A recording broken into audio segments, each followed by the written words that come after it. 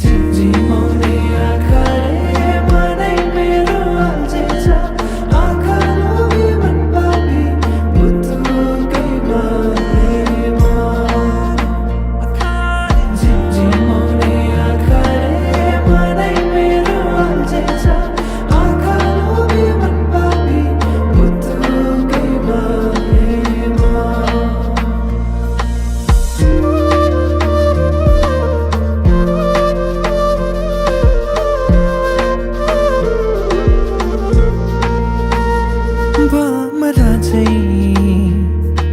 म गुनगुनाउँछु